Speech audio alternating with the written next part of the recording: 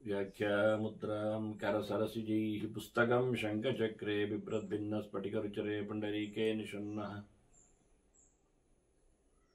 अम्लानश्रीरमृतविशदैरंशभिप्लावयन् मामाविर्भूयादनकमहिमा मानसे वागधीशः नमस्ते प्राणेश प्रणतविभवायां निमगाः नमः स्वामिन् रामप्रियतमनुमन् गुरुगुण नमस्तुभ्यं भीमप्रबलतमकृष्णेष्ट भगवन् नमः श्रीमन्वध्वप्रदिश सुदर्शन्नो जय जय श्रीगुरुभ्यो नमः नारायणं सुरगुरुं जगदेकनाथं भक्तप्रियं सकललोकनमस्कृतं च त्रैगुण्यवर्जितमजविभुमाद्यमीशं वन्दे भवद्गणम् अमरासुरसिद्धवन्द्यं नारायणं नमस्कृत्य नरं चैव नरोत्तमं देवीं सरस्वतीं व्यासं ततो जयमुदीरये। ತುಳಸಿಯ ಚಿಂತಕರಿಗೆ ವಂದನೆಗಳು. ತುಳಸಿ ಸಮೀಕ್ಷೆಯ 3ನೆಯ ಪ್ರವಚನ. ಈ ಬಾರಿ ಮತ್ತೆ ಒಂದು 10 ಟಿಪ್ಸ್ ಜಪಮಾಲೆಯ ಚಿಂತನೆಯಲ್ಲಿ ನಾವು 2 ಮುಖಗಳನ್ನು ಕಂಡೆವು. ಜಪಿಸಿದ ಬಳಿಕ ಮಾಲೆಯನ್ನು ಇಡಬೇಕಾದ ಕತೆ ಏನು ಅಂತ ಮತ್ತೆ ಹೇಳುತ್ತೇನೆ ಇನ್ನೊಮ್ಮೆ ಅಂತ ತಿಳಿಸಿಕೊಟ್ಟಿದ್ದೆ. ವಾಸ್ತವವಾಗಿ ಬ್ರಹ್ಮವಿವರ್ತದಲ್ಲಿ ಅದರ ಚಿಂತನೆ ನಮಗೆ ಸಿಗುತ್ತದೆ. ಹೇಳುವಾಗ ಅವರು ಕಮಲಾಕ್ಷಿಯ ಬಗ್ಗೆ ಚಿಂತನೆ ಕೊಟ್ಟಿದ್ರು. ಮಾಲೆಯ ಧಾರಣೆಗೆ ಬಂದಾಗ ನಾನು ಕೆಲವು ಕಾಯಿಗಳ ಬಗ್ಗೆ ಚಿಂತನೆಯನ್ನು ಕೊಡುತ್ತೇನೆ. ಅವರು ಪ್ರಕೃತಿಯ ಸಮಾರಾಧನೆಗೆ ಬಂದಾಗ ಆ ಸಬ್ಜೆಕ್ಟ್ ನಮ್ಮ ಮುಂದೆ ಎತ್ತಿಡಿದಿದ್ರು. ಎಲ್ಲ ಕಡೆಗೂ ಅದನ್ನು ಅನ್ವಯ ಮಾಡಿಕೊಳ್ಳತಕ್ಕಂತಹ ಮಾತು. ಆದ್ದರಿಂದ ಜಪ ಬಳಿಕ ಮಾಲೆಯ ಇಡಬೇಕಾದ ಒಂದು ಪ್ರಶಸ್ತವಾದ ಸ್ಥಳದ ಬಗ್ಗೆ, ಒಂದು ವಸ್ತುವಿನ ಬಗ್ಗೆ ಅವರು ನಮಗೆ ಪರಿಚಯಿಸ್ತಾರೆ. ಶ್ವೇತಪಂಕಜ ಬೀಜಾನಾಂ ಸ್ಫಾಟಿಕಾನಾಂಚ ಸಂಸ್ಕೃತಾಂ ಕೃತ್ವಾ ವಾ ಮಾಲಿಕಾಂ ರಾಜನ್ ಜಪಂ ತೀರ್ಥೆ ಸುರಾಲಯೇ. ಜಪ ಮಾಡಬೇಕಾದ್ದು ಎಲ್ಲಿ ಎನ್ನುವುದರ ಮಾತು ಇಲ್ಲಿ ಬರ್ತದೆ. ಜಪ ಮಾಡಿದ ಬಳಿಕ, ಸಂಸ್ಕಾರಗೊಂಡ ಮಾಲೆಯಲ್ಲಿ ಜಪ ಮಾಡಿದ ಬಳಿಕ ಆ ಮಾಲೆಯನ್ನು ಎಲ್ಲಿ ಜಪ ಮಾಡ್ತಾನವನು? ತೀರ್ಥೆ ಸುರಾಲಯ ಅಂತ. ನದಿ ತೀರದಲ್ಲಿ ಮಾಡಲಿಕ್ಕೆ ಜಪಕ್ಕೆ ಹೆಚ್ಚು ಪ್ರಾಶಸ್ತ್ಯವಿದೆ. ತಪ್ಪಿದರೆ ದೇವಾಲಯದಲ್ಲಿ, ದಿನಗಳಲ್ಲಿ ದೇವಸ್ಥಾನಗಳು ಇರ್ತವೆ. ನದಿ ತೀರಗಳು ಕೆಲವೊಮ್ಮೆ ಸ್ನಾನಕ್ಕೆ ಮಾತ್ರ ಅನುಕೂಲ ಆಗಿರುತ್ತದೆ. ಜಪ ಅನುಷ್ಠಾನಗಳಿಗೆ ಕಮ್ಮಿ ಇರುತ್ತದೆ ಅನುಕೂಲ. ಉಳಿದವರಿಗೆ ಸ್ನಾನಕ್ಕೋಸ್ಕರ ಅವಕಾಶವೂ ಬೇಕಾಗ್ತದೆ. ನಾವಲ್ಲಿ ಕೂತ್ಕೊಂಡು ನಮ್ಮ ಬಟ್ಟೆ ಬರೆಗಳನ್ನೆಲ್ಲ ಹರವಿ ಹಾಕಿ ಒಂದಿಷ್ಟು ನದಿ ತೀರದ ಜಾಗಗಳನ್ನೆಲ್ಲ ನಮಗೆ ಅಂತೇಳಿ ನಾವು ಮಾಡಿಕೊಂಡು ಉಳಿದವರು ಸ್ನಾನ ಆದರೆ ಇಲ್ಲಿ ಮಾಡೋದು. ಮನುಷ್ಯ ಕೇವಲ 1-2 ಅಡಿಯಲ್ಲೇ ತನ್ನ ಸ್ನಾನಗಳನ್ನು ಜಪ ಅನುಷ್ಠಾನಗಳನ್ನು ಮುಗಿಸಿದರೆ ಒಂದು ಸಂತೋಷ. ಅದಲ್ಲ, ಪಾತ್ರೆ ಪದಾರ್ಥ ಇಡಲಿಕ್ಕೆ, ಬಟ್ಟೆ ಬರೆಗಳನ್ನು ಹರವಲಿಕ್ಕೆ, ಒದ್ದೆ ಬಟ್ಟೆಗಳನ್ನು, ಮತ್ತು ತನ್ನ ಚೀಲ, ಬ್ಯಾಗ್ ಮುಂತಾದರ ಬಗ್ಗೆ ಒಂದಿಷ್ಟು ಅವಕಾಶ ವ್ಯವಸ್ಥೆ, ಇಷ್ಟೆಲ್ಲ ಮಾಡಿಕೊಂಡಾಗ ಒಬ್ಬನಿಗೆ ಸ್ನಾನಕ್ಕೆ ಮತ್ತೆ ಬೇಕಾದಾಗ ಒಂದು 100 ಚದರ ಅಡಿಗಳು ಬೇಕಾದವು. ಅಷ್ಟೆಲ್ಲ ನದಿಯಲ್ಲಿ ಒಬ್ಬೊಬ್ಬನಿಗೆ ಸ್ನಾನಕ್ಕೆ ಅನುಕೂಲ ಆಗುವುದು ಕಷ್ಟ. ಹೀಗಾಗಿ ಅದನ್ನು ಜಪದ ಅನುಷ್ಠಾನ ದೂರಕ್ಕೆ ಹೋಗಿ ಮಾಡಲಿಕ್ಕೆ ಕೆಲವೊಮ್ಮೆ ಅದಕ್ಕೆ ಪಕ್ಕದಲ್ಲಿರತಕ್ಕಂಥ ದೇವಾಲಯದಲ್ಲೂ ಜನರು ಓಡಾಡುವ ಜಾಗದಲ್ಲಿ ಅಲ್ಲ, ಅಲ್ಲಿ ಅನೇಕ ಮಂದಿರಗಳು ಇರ್ತವೆ. ಮಂದಿರಗಳಲ್ಲಿ ಶಾಲೆಗಳು ಇರುತ್ತವೆ. ಚಂದ್ರಶಾಲೆ, ಸೂರ್ಯಶಾಲೆ, ಅಗ್ನಿಶಾಲೆ ಅಂತೆಲ್ಲ ಹೇಳಿಕೊಂಡು ಆಯಾ ದಿಕ್ಕಿನಲ್ಲಿ ಕಟ್ಟಿರತಕ್ಕಂಥ ದೊಡ್ಡ ದೊಡ್ಡ ಹಾಲ್ಗಳು, ದೊಡ್ಡ ದೊಡ್ಡ ಕೋಣೆಗಳು. ಕೆಲವೊಮ್ಮೆ ಪಾರಾಯಣ ಮಂದಿರಗಳಾಗಿರ್ತವೆ, ಕೆಲವೊಮ್ಮೆ ಧ್ಯಾನ ಮಂದಿರಗಳು ಅನಿಸ್ತವೆ, ಕೆಲವೊಮ್ಮೆ ಭೋಜನ ಶಾಲೆ ಆಗಿರುತ್ತದೆ. ಹೆಚ್ಚು ದೇವಸ್ಥಾನಗಳಲ್ಲಿ 4 ಪೌಳಿಗಳು, ಚೌಕಗಳು ಪೂರ ಭೋಜನಕ್ಕೆ. ನಿಜವಾಗಿ ಹಾಗಲ್ಲ ಅದು. ಕೆಲವೊಮ್ಮೆ ಜಾಗ ಇಲ್ಲದಿದ್ದರೆ ಮಂಟಪದಲ್ಲಿ ಊಟ ಹಾಕಿಯಾರು, ಏನು ಮಾಡುವ? ಅದು ವ್ಯವಸ್ಥೆ ಅಲ್ಲ. ಅದಕ್ಕೆ ಅದರದ್ದೇ ಆಗಿರತಕ್ಕಂತಹ ಮಂದಿರಗಳಲ್ಲಿ ನಡೆಗಳು ಇರ್ತವೆ. ಹೀಗಾಗಿ ಅಲ್ಲಿ ಅನುಷ್ಠಾನ ಮಾಡಲಿಕ್ಕೆ ಅಂತಲೇ ಒಂದು ಪ್ರತ್ಯೇಕವಾದಂತಹ ಪೂರ್ವಕ್ಕೆ ಮೋರೆ ಹಾಕಿ ಅಥವಾ ಉತ್ತರಕ್ಕೆ ಮೋರೆ ಹಾಕಿ ಕೂತ್ಕೊಳ್ಳುವ ಶಾಲೆಗಳು ಇರ್ತವೆ. ಅಂಥ ಪ್ರದೇಶಗಳಲ್ಲಿ ದೇವಸ್ಥಾನದಲ್ಲಿ ಜಪ ಮಾಡಲಿಕ್ಕೆ, ನದಿ ತೀರದಲ್ಲಿ ಜಪ ಮಾಡಲಿಕ್ಕೆ. ಇಷ್ಟು ಹೇಳಿಕೊಂಡು ಜಪ ಆದ ಬಳಿಕ ಅವನು ಆ ಮಾಲೆಯನ್ನು ಸಂಸ್ಥಾಪ್ಯ ಮಾಲಾಂ ಅಶ್ವತ್ಥ ಪತ್ರ ಸಪ್ತಸು ಸಂಯತಃ ಅಂತ 7 ಅಶ್ವತ್ಥದ ಎಲೆಯ ಮೇಲೆ ಇಡ್ಲಿಕ್ಕೆ. ಈಗ ಸ್ನಾನಕ್ಕೆ ಹೋಗುವಾಗ ಅಶ್ವತ್ಥ ಸನ್ನಿಧವು ಅಂತ ಹೇಳಿಕೊಳ್ಳಬೇಕಲ್ಲ ನಾವು. ಅಶ್ವತ್ಥ ಮರದ ನೆರಳು ಬೀಳಬೇಕು ನೀರಿಗೆ, ತೀರ್ಥಕ್ಕೆ. ಅಂತಹ ಜಾಗದಲ್ಲಿ ಸ್ನಾನಗಳನ್ನು ಮಾಡಲಿಕ್ಕೆ. ಹೀಗಾಗಿ ಸಹಜವಾಗಿ ತೀರ್ಥಗಳಲ್ಲಿ ಸಿಗತಕ್ಕಂಥ ಅಶ್ವತ್ಥದ ಎಲೆಗಳು, ಅದರಲ್ಲಿ ಮಾಲೆಯನ್ನು ಇಡಲಿ. ಅದರಲ್ಲಿ ಎಷ್ಟರಲ್ಲಿ? 7ರಲ್ಲಿ. ನೀವು ಕೇಳಿ 7 ಏನೆಂದು ಹೇಳು ಅಂತ. 7 ಎಲೆ ಬೇಕು ನಮಗೆ. ದೊಡ್ಡದು ಸಣ್ಣದು ಲೆಕ್ಕಾಚಾರಕ್ಕಲ್ಲ. ಅದು ಒಂದರ ಮೇಲೆ ಒಂದಿಟ್ಟುಕೊಂಡು 7 ಕೇಳಿದ್ದ ಅಂತ ಕೇಳಲಿಕ್ಕೆ ಹೋಗಬೇಡಿ. ನಿಜವಾಗಿ ಪಾತ್ರೆಗಳ ಕೊರತೆ ಹಾಗೆ ವಾಸ್ತವವಾಗಿ ಇರಲಿ. ನಿಮ್ಮ ಮಾಲೆಗಳು ದೊಡ್ಡ ಇರ್ತವೆ, ಕೆಲವೊಮ್ಮೆ ನೆಲ ಸ್ಪರ್ಶ ಆಗ್ಬೋದು, ಎಲೆಗಳು ಸಣ್ಣದಿರ್ತವೆ. ಅದಕ್ಕೋಸ್ಕರ ಏನೇ ಇರಲಿ 7 ಎಲೆಗಳನ್ನು ಉಪಯೋಗಿಸಿಕೊಳ್ಳಿ. ಒಂದರ ಮೇಲೆ ಅಲ್ಲದಿದ್ರೂ ಹರವಿಕೊಳ್ಳಲಿಕ್ಕಾದರೂ ಉಪಯೋಗಿಸಿಕೊಳ್ಳುವಂತೆ ಮಾಡಲಿಕ್ಕೆ ಬಹಳ ಸುಂದರವಾಗಿ ಅಪೂರ್ವವಾದ ಪ್ರಮೇಯ, ಎಲ್ಲಿಯೂ ಸಿಗುವುದೇ ಇಲ್ಲ. ಮಾಲೆ ಜಪಿಸಿದ ಬಳಿಕ ನದಿ ತೀರಗಳಲ್ಲಿ, ದೇವಾಲಯದಲ್ಲಿ ನೆಲದಲ್ಲಿ ಇಡಬಾರದು, ಮತ್ತೆ ತನ್ನ ಮೈ ಮೇಲೆ ಇಟ್ಕೊಳ್ಳುವುದಲ್ಲ. ಇದೆಲ್ಲ ತಿಳ್ಕೊಳ್ಬೇಕಾದವನು. ಹಾಗಾಗಿ ಅದನ್ನು ಬಹಳ ಚಂದವಾಗಿ ಜಪದ ನಂತರದಲ್ಲಿ ತರ್ಪಣ ಕೊಡ್ಲಿಕ್ಕಿರ್ತದೆ. ಪ್ರದಕ್ಷಿಣೆ ನಮಸ್ಕಾರಗಳಿಗೆ ಅವಕಾಶ ಆಗಬೇಕು, ಅರ್ಚನಾದಿಗಳಿಗೆ ವ್ಯವಸ್ಥೆ ಉಂಟು. ಹೀಗಾಗಿ ಒಂದೇ ಅಲ್ಲ. ಹಾಗಾಗಿ ಆದ ಬಳಿಕ ಅದನ್ನು ಕಾಲಿನ ನೆಲದಲ್ಲಿಡದೆ ನದಿ ತೀರಗಳಲ್ಲಿ ಸಹಜವಾಗಿ ಉಪಲಬ್ಧವಾಗುವ ಅಶ್ವತ್ಥದ ಎಲೆಯೇ ಆಗಬೇಕದಕ್ಕೆ. ಒಂದು ದೃಷ್ಟಿಯಿಂದ ಪ್ರಕೃತಿ ಪಾತ್ರ, ಸಹಜವಾಗಿ ಸಿಗುವಂಥದ್ದು. ಎಲ್ಲ ದೇವತೆಗಳಿಗೆ, ಮುಖ್ಯವಾಗಿ ನಾರಾಯಣನಿಗೆ ಸಂಬಂಧಪಟ್ಟದ್ದು ಅಶ್ವತ್ಥ ಸರ್ವವೃಕ್ಷಾಣ. ಯಾಕೆಂದ್ರೆ ನಾನು ಹೇಳಿದ ತಕ್ಷಣ ನನ್ನ ಮೇಲೆ ಕೇಳುವವರು ಇರ್ತಾರೆ, ಬಾಯಿ ತೆಗೆದ್ರೆ ನಾರಾಯಣ ಮಾತಾಡ್ತಾನೆ ಅಂತ. ಅಶ್ವತ್ಥದಲ್ಲಿ ಮೂಲತೋ ಬ್ರಹ್ಮರೂಪಾಯ ಇಲ್ವಾ, ಮಧ್ಯತೋ ವಿಷ್ಣು ರೂಪೇಣ ಇಲ್ವಾ, ಅಗ್ರತ ಶಿವರೂಪಾಯ ಇಲ್ವಾ ಅಂತ ಕೇಳುತ್ತಾರೆ. ಎಲ್ಲ ಇದೆ, ಅಲ್ಲ ಹೇಳಲಿಲ್ಲ. ಅದಕ್ಕೆ ಸರ್ವದೇವತಾ ಸನ್ನಿಧಾನಯುತವಾದ ಅಂತಲೇ ಹೇಳಿದೆ.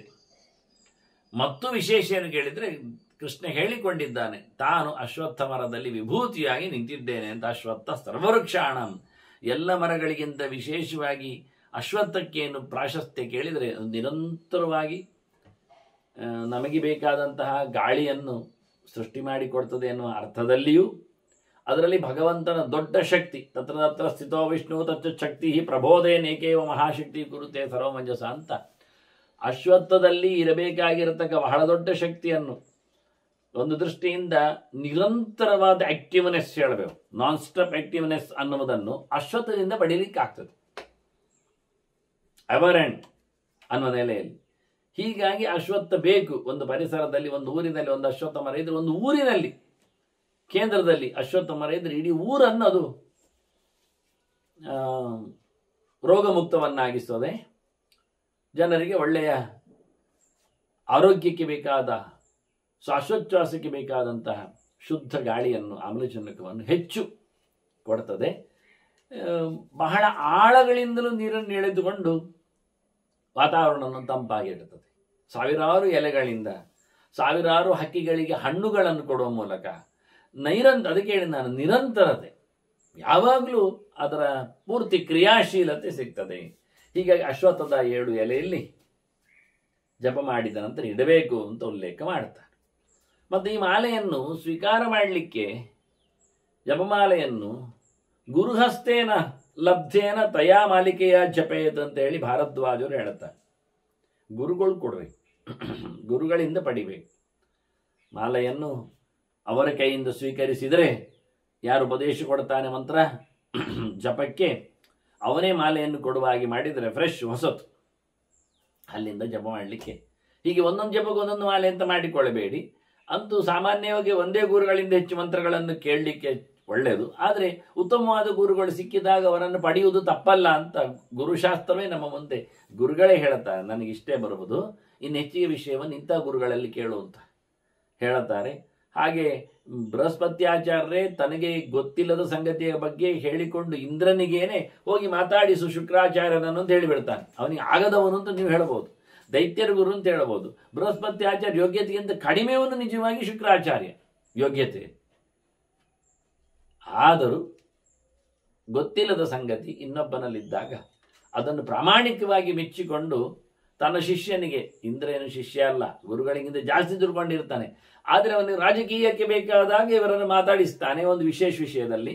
ಒಬ್ಬ ಬ್ರಾಹ್ಮಣನಿದ್ದಾನೆ, ನೀತಿಜ್ಞ ಇದ್ದಾನೆ ಅನ್ನೋ ನೆಲೆಯಲ್ಲಿಯೂ ಹೌದು. ಹಾಗಾಗಿ ಇಂತಹ ಚೌಕಟ್ಟುಗಳಿಂದಾಗಿ ಒಳ್ಳೆಯ ಸಂಗತಿಗಳು ಇನ್ನೊಬ್ಬರಿಂದ ಸಿಕ್ಕಿದಾದರೂ ಅದನ್ನು ಖಂಡಿತವಾಗಿಯೂ ಪಡೆಯುವುದು ಚಂದ. ಹೀಗೊಂದು ಮುಖ. ಮತ್ತೆ ಜಪ ಮಾಡುವುದು ಹೇಗೆ ಅನ್ನುವುದರ ಬಗ್ಗೆ ನಾನು ಹೇಳುತ್ತೇನೆ ಅಂತ ಹೇಳಿದೆ. ತುಂಬ ಮುಖ್ಯವಾದ ವಿಚಾರ. ಬೆರಳನ್ನು ಉಪಯೋಗಿಸಿಕೊಳ್ಳುವ ಬಗೆ. ಇದರಲ್ಲಿ ಶಿವತತ್ವ ರತ್ನಾಕರದಲ್ಲಿ ಅದರ ಸಂಗ್ರಹದ ವಾಕ್ಯ ಇದೆ. ಮಧ್ಯಮ ಅನಾಮಿಕ ಅಂಗುಷ್ಟೈಹಿ ಅಕ್ಷಮಾಲಾ ಮಣಿಂ ಸ್ಪೃಶೇತ್. ಮಧ್ಯಮ ನಡುಬೆರಳು, ಅನಾಮಿಕ ಅದರ ಪಕ್ಕದ್ದು ಉಂಗುರ ಬೆರಳು, ಹೆಸರಿಲ್ಲದ ಬೆರಳು, ಶ್ರೀಮಂತ ಬೆರಳು ಅಂತ ಹೆಸರಿಡುವ ಶ್ರೀ ಬೆರಳು, ಅದು ಚಿನ್ನದ ಬೆರಳದು ಸುವರ್ಣ ಅಂಗುಲಿ, ಆನಂತರ ಹೆಬ್ಬೆಟ್ಟು. ಇದಿಷ್ಟು ಮುಖ್ಯ. ಅಂದರೆ ಇದನ್ನು ನೋಡುವಾಗ ಮೃಗಮುದ್ರೆ ಅಂತ ಗುರುತಿಸ್ತಾರೆ. ಇರಲಿ, ತತ್ವನ್ಯಾಸಾದಿಗಳಿಗೂ ಬೇಕಾದ್ದು ಅಂತ ನಾನು ತೋರಿಸಿಕೊಟ್ಟಿದ್ದೇನೆ, ಬರೆದಿದ್ದೇನೆ. ಈಗ ಇನ್ನು ಉಳಿದ 2 ಬೆರಳುಗಳು ಅತ್ತ ಇತ್ತ ನಿಂತಿವೆ, ಕಿವಿಯಾಗೆ ಕಾಣ್ತದೆ ಒಂದು ದೃಷ್ಟಿಯಿಂದ. ಇದು 3 ಬೆರಳುಗಳ ಮಹತ್ತಿಗೆಯ ಬಗ್ಗೆ ಮೊದಲು ಮಾತಾಡಿಕೊಳ್ಳುತ್ತೇನೆ ನಾನು, ಮಾತನ್ನು ಮುಂದುವರಿಸಲಿಕ್ಕೆ. ಇಲ್ಲಿರುವುದು ಇನ್ನೇನು ಕೇಳಿದರೆ ಇನ್ನು ಮತ್ತೆ ನೋಡುವ ಏನು ಅಂತ. ಇಲ್ಲಿ ಹೆಬ್ಬೆರಳು ಅದು ಮುಖ್ಯವಾಗಿ ಭಗವಂತನನ್ನು ಗುರುತಿಸದೆ ಎನ್ನುವುದು ಸತ್ಯ, ಅದರೊಟ್ಟಿಗೆ ನಮ್ಮ ದೇಹದಲ್ಲಿನ ಕಿವಿಯನ್ನು ಹೇಳುತ್ತದೆ. ಇದರ ಬಗ್ಗೆ ನಾನು ಹೆಚ್ಚು ಮುದ್ರಾ ಸಮೀಕ್ಷೆಗಳಲ್ಲೆಲ್ಲ ಕೊಟ್ಟಿದ್ದೇನೆ, ಬೇಕಾದಷ್ಟು ತತ್ವಗಳನ್ನೆಲ್ಲ. ಇದು ಕಿವಿ ಅಂತಾದರೆ ಕಿವಿಯ ಚರಿತೆಯನ್ನು ಪ್ರತಿನಿಧಿಸ್ತದೆ ಹೆಬ್ಬೆರಳು ಅಂತ ಆಗಿಬಿಟ್ರೆ, ನಡುಬೆರಳು ಕಣ್ಣನ್ನು ಮಾತಾಡಿಸ್ತದೆ, ಕಣ್ಣಿನ ಪ್ರತಿನಿಧಿಯಾಗಿ ನಡುಬೆರಳು. ಬಳಿಕ ಅನಾಮಿಕೆ ಅದು ಬಾಯಿಯ ಪ್ರತಿನಿಧಿ. ಹೀಗೆ ಕಣ್ಣು, ಬಾಯಿ, ಕಿವಿ, ನಡುವೆಯಲ್ಲಿ ಮೂಗನ್ನು ಬಿಟ್ಟಿದ್ದಾರೆ. ಸ್ಥಾನ ನಮ್ಮ ದೇಹದಲ್ಲಿ ನೋಡುವಾಗ ಮೂಗಿನ ಸ್ಥಾನ ಯಾಕೆ ಬಿಟ್ಟದ್ದು ಕೇಳಿದರೆ, ಮೂಗು ನಡುವೆ ಇದೆ, ಆದರೆ ಮೂಗಿಗೆ ಸರಿಯಾಗಿ ಸಮಾನಾಂತರವಾಗಿ ಕಿವಿ ಬಂದಿದೆ, ಅದನ್ನು ಇಟ್ಕೊಂಡಿದ್ದಾರೆ. ಕಣ್ಣು ಮೇಲಿದೆ, ಬಾಯಿ ಕೆಳಗಿದೆ, ಮೂಗು ನಡುವೆ ಇದ್ದರೆ ಮೂಗು ಸಹಜ ಬೇಕೇ ಎಲ್ಲರಿಗೆ. ಮೂಗಿಲ್ಲದೆ ಯಾರು ಬದುಕುವುದಿಲ್ಲ, ಉಸಿರಾಟವನ್ನು ಬಿಡುವುದಿಲ್ಲ. ಕಿವಿ ಕೇಳದೆ ಬದುಕ್ತಾನೆ, ಬಾಯಿ ಆಡದೆ ಇರುತ್ತಾನೆ, ಕಣ್ಣು ನೋಡದೆ ಕೂತ್ಕೊಳ್ತಾನೆ. ಇದೀಗ ನಾನು ಬಂದದ್ದು ಜಪಕ್ಕೆ. ಹಾಗಾಗಿ ನೀವು ಉಳಿದ ತತ್ವಗಳ ಬಗ್ಗೆ ಮಾತಾಡಬೇಡಿ ಹೆಚ್ಚು. ಜಪ ಅಂದರೆ ಇದು ಅಧ್ಯಯನ, ಓದು, ಇದು ಚಿಂತನೆ, ಇದು ಭಗವಂತರೆಡೆಗೆ ಪಯಣ. ಅದಕ್ಕೆ ಬೇಕಾದ್ದು ಬದುಕು ಎನ್ನುವುದು ಸತ್ಯ. ಆದ್ರಿಂದ ಮೂಗು ಎನ್ನುವುದು ಇರಲಿ. ಮೂಗಿದ್ದವರೆಲ್ಲ ಕಿವಿ ಉಪಯೋಗಿಸ್ತಾರೆ ಹೇಳಬೇಡಿ. ಮೂಗಿದೆ, ಕಿವಿ ಇದ್ರೂ ಸಹ ಉಪಯೋಗಿಸುವುದಿಲ್ಲಲ್ಲ, ಕೇಳುವುದಿಲ್ಲಲ್ಲ ಜನ. ಎಲ್ಲರೂ ಕೇಳುತ್ತಾರೆ ಅಂತ ಎಲ್ಲಿದೆ? ಹಾಗಾಗಿ ಮೂಗಿರ್ತದೆ, ಬದುಕಿರ್ತಾನೆ, ಉಚ್ಛ್ವಾಸೋಚ್ಛ್ವಾಸಗಳು ಶ್ವಾಸೋಚ್ಛ್ವಾಸಗಳು ಆಗ್ತವೆ, ಆದರೆ ಹೇಳುವುದೇ ಇಲ್ಲಲ್ಲವ, ಬಾಯಿಯೇ ತೆಗೆಯುವುದಿಲ್ಲಲ್ಲ. ನಾವು ಹೇಳಬೇಕು, ಬಾಯಿ ತೆಗಿ ಮಾರಾಯ, ಹೇಳು ಅಂತ. ಹಾಗೆ ಕೆಲವರು ನೋಡುವುದೇನೂ ಇಲ್ಲ. ನೋಡಿದ್ರೆ ಕೇಳಬೇಕಾಗ್ತದೆ, ಕೇಳಿದ್ರೆ ಹೇಳಬೇಕಾಗ್ತದೆ. ಎಲ್ಲ ಇದು ಕೇಳಿದ ನಂತರ ಕಿರಿಕಿರಿ ಆಗ್ತದೆ. ಕೆಲವೊಮ್ಮೆ ಅದೇ ಅಂತ ಇದೆ ಅಂತ ಕೇಳಬೇಕಾಗ್ತದೆ, ಸರಿ ಮಾಡಬೇಕಾಗ್ತದೆ. ಆದ್ರಿಂದ ಕೇಳಲಿಕ್ಕೂ ಬರುವುದಿಲ್ಲ, ಹೇಳಲಿಕ್ಕೂ ನಿಲ್ಲುವುದಿಲ್ಲ, ನೋಡಲಿಕ್ಕೆ ಆಗುವುದಿಲ್ಲ ಅವರಿಗೆ. ನೋಡಿದ್ರೆ ತಾನೇ ಪ್ರವಚನ ಆಗುವುದಾಗಲಿ, ಪುಸ್ತಕ ಆಗಲಿ. ನಾನು ಇದು ಪುಸ್ತಕದ ವಿಷಯದಲ್ಲಿ ನಾನು ಹೆಚ್ಚು ಮಾತಾಡೋದು. ಹೊತ್ತಗೆಗಳ ಹತ್ತಿರದಲ್ಲಿದ್ದರೆ ಕಣ್ಣು ಓಡಿಸಬೇಕು ಅಕ್ಷರದೆಡೆಗೆ, ಬಾಯಲ್ಲಿ ಕೇಳಬೇಕು, ಮತ್ತೆ ಅದರ ಬಗ್ಗೆ ವಿಷಯವನ್ನು ಕಿವಿಯಲ್ಲಿ ಕೇಳಿಕೊಳ್ಳಬೇಕು. ಇದು 3 ತತ್ವಗಳು, ಇದು ಪ್ರಧಾನ. ಇದು ಯಾರು ಹೇಳಲಿಕ್ಕೆ ಹೋಗುವುದಿಲ್ಲ.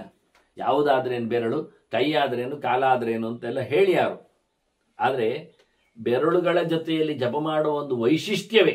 ಇದನ್ನೆಲ್ಲ ಹೊತ್ತಗೆಗಳಲ್ಲಿ ಹೆಚ್ಚು ಬರೀಲಿಕ್ಕೆ ಆಗುವುದಿಲ್ಲ. ಹಾಗಾಗಿ ನಾನು ಸಂಧ್ಯಾ ಸಮೀಕ್ಷೆಯಲ್ಲಿ ಜಪ ಮಾಡುವುದರ ಬಗ್ಗೆ ಅಷ್ಟೇ ಪ್ರಮಾಣ ಕೊಟ್ಟೆ ಹೊರತು ಇದರ ಬಗ್ಗೆ ವಿಶ್ಲೇಷಣೆ, ವಿವರಣೆ ಮಾಡಲಿಲ್ಲ.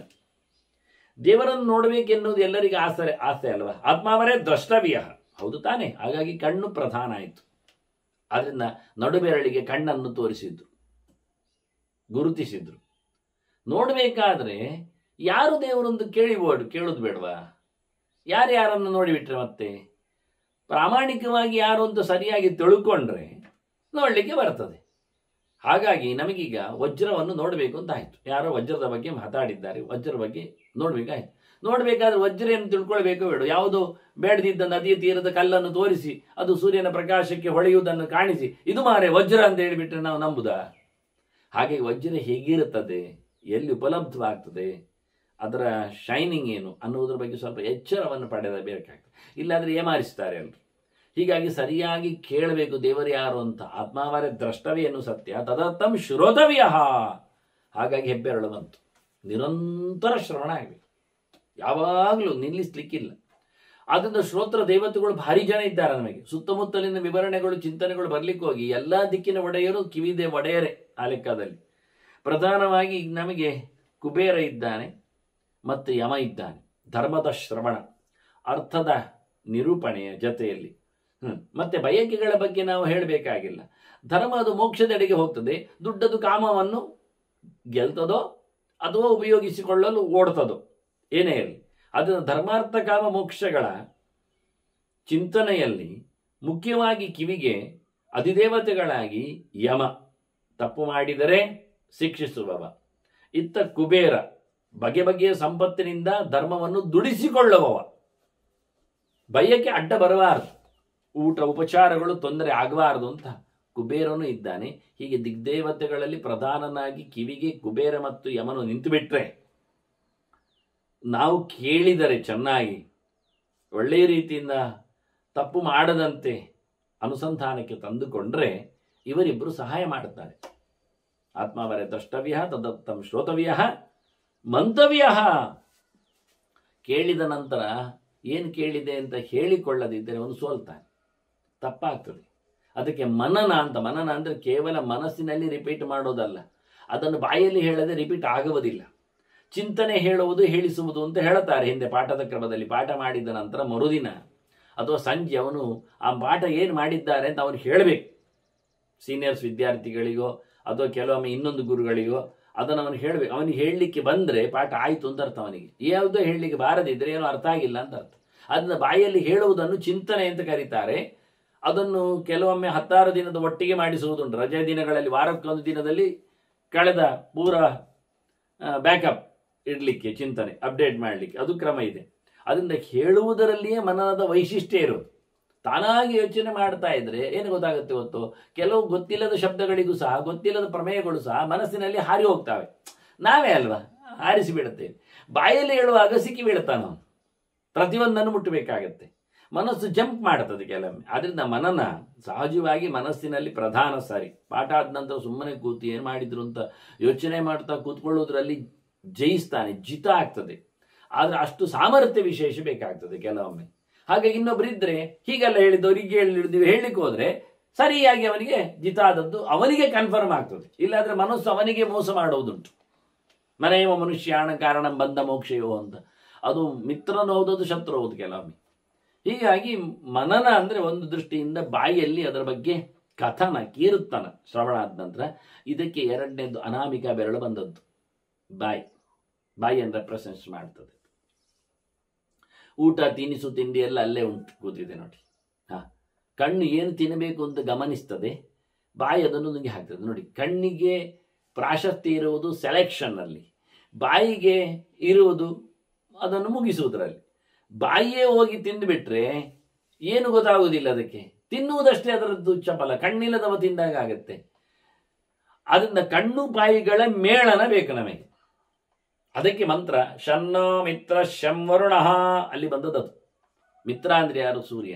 ಶನ್ನೋ ಮಿತ್ರ, ಅವನು ನಮಗೆ ಬೆಳಗಾಗಲಿ, ಕಣ್ಣು ಅರಳಿಸಲಿ. ಶಂ ವರುಣ, ಅವನು ನಾಲಿಗೆಯವ, ನಮಗದನ್ನು ಡೈಜೆಸ್ಟ್ ಮಾಡಲಿ, ನಮಗದು ಸಿಗುವಂತಾಗಲಿ, ಉಪಯೋಗಕ್ಕೆ ಬರಲಿ.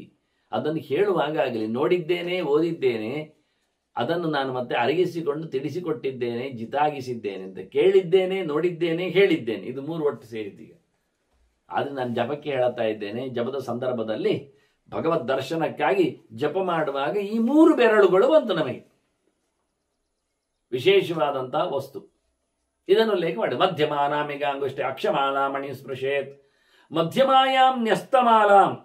ವಿಶೇಷ ಏನು ಕೇಳಿದರೆ ಮಾಲೆಯನ್ನು ಎಲ್ಲಿಡಬೇಕು ಅಂತ ಹೆಚ್ಚಿನವರಿಗೆ ಅದು ಗೊತ್ತಿಲ್ಲ. ಇದು 3 ಬೆರಳೇನು ಬಂದು ಸಿಕ್ಕಿದೆ. ಈ 3 ಬೆರಳಿನಲ್ಲಿ ಮಧ್ಯಮಾಯಾಂ ನ್ಯಸ್ತಮಾಲಾಂ, ನಡುವಿನ ಬೆರಳಿನ ಮೇಲೆ ಮಾಲೆಯನ್ನು ಹಿಡಿದುಕೊಂಡು ಜ್ಯೇಷ್ಠೇನ ಆವರ್ತಯೇತ್ ಕ್ರಮಾತ್, ಹೆಬ್ಬೆರಳಿನಿಂದ ಅದನ್ನು ಎಳಿಲಿಕ್ಕೆ. ಇನ್ನು ಮನೆಗೆ ಹೋಗಿ ಅಭ್ಯಾಸ ಮೆಲ್ಲ ಮಾಡಿ ಹೇಗೆ ಏನು ಅಂತ. ಇಡಬೇಕಾದ್ದು ಮಧ್ಯಮದ ಮೇಲೆ, ಆನಂತರ ಎಳಿಬೇಕಾದ ಹೆಬ್ಬೆರಳಿಂದ. ಕೆಲವರೆಲ್ಲ ತಪ್ಪು ಮಾಡ್ತಾ ಇರುವುದೇನು ಕೇಳಿದರೆ ಅನಾಮಿಕೆಯಲ್ಲಿ ಇಟ್ಟುಕೊಂಡು ಹೆಬ್ಬೆರಳು ಮತ್ತು ನಡುಬೆರಳಿನಿಂದ ಎಳಿತಾರೆ. ಅದು ಸ್ವಲ್ಪ ಸ್ಪೀಡ್ ಆಗ್ತದೆ, ಮತ್ತೆ ಅನುಕೂಲ ಆಗ್ತದೆ, ಮತ್ತೆ ಅವರಿಗೆ ಬೇರೆ ಕೆಲಸ ಮಾಡುತ್ತಾನು ಜಪ ಮಾಡಲಿಕ್ಕೆ ಬರ್ತದೆ. ಹಾಗಾದರೆ ಯಾಕೆ ಜಾರು ಬೀಳುವುದಿಲ್ಲ. ಮಧ್ಯಮಾಯಾಮ್ ನ್ಯಸೇತ್ ಅಂತಾರೆ. ಮಧ್ಯಮಾಯಾಮ್ ನ್ಯಸ್ತಮಾಲಂ ಜ್ಯೇಷ್ಠೇನ ಆವರ್ತಯೇತ್, ಖಾಲಿ ಹೆಬ್ಬೆರಳಿನಿಂದ ಎಳಿಲಿಕ್ಕೆ ಚಂದ ಮಾಡಿ. ಹೀಗೆ ಮಾಲೆಯನ್ನು ಎಳೆಯುವ ಕ್ರಮ, ಜಪ ಮಾಡುವ ರೀತಿ, ಇದನ್ನೆಲ್ಲ ಉಲ್ಲೇಖ ಮಾಡಿದ್ದಾರೆ ವಾಸ್ತವವಾಗಿ ಪ್ರಧಾನವಾಗಿ. ಈಗ ಹೆಬ್ಬೆರಳಿನಿಂದ ಉಪಯೋಗಿಸಿಕೊಳ್ಳುವುದು, ಇದು ಹೆಬ್ಬೆರಳು ಪ್ರಧಾನ ಆಯಿತು ಎಳೆಯುವುದರಲ್ಲಿ. ಇದಕ್ಕೊಂದು ಪ್ರಧಾನವಾದ ಬೆಲೆಯನ್ನು ಕೊಡಬೇಕಾಗ್ತದೆ. ಅದಕ್ಕೆ ಭಾರದ್ವಾಜರು ತನ್ನ ಸ್ಮೃತಿಯಲ್ಲಿ ಮಾತಾಡ್ತಾರೆ, ಮಧ್ಯಮ ಜಪೋ ಮೋಕ್ಷಪ್ರದ ಅಂಗುಷ್ಟ. ಹೆಬ್ಬೆರಳು ಮೋಕ್ಷವನ್ನು ಕರುಣಿಸ್ತದೆ. ಈಗ ಒಂದು ಧರ್ಮಾರ್ಥಗಳ ಬಗ್ಗೆ ಚಿಂತನೆ ಕೊಟ್ಟೆ. ಕಾಮಮೋಕ್ಷಗಳು ಎಲ್ಲಿವೆ ಹೇಳ್ತಾರೆ, ಅಂಗುಷ್ಟ ನಮಗೆ ಮೋಕ್ಷವನ್ನು ಕರುಣಿಸ್ತದೆ. ಮಧ್ಯ ಆಯುಪುಷ್ಟಿಪ್ರದ ವೃದ್ಧಿಪ್ರದ, ಮಧ್ಯ ಆಯುಪುಷ್ಟಿ ವೃದ್ಧಿದ.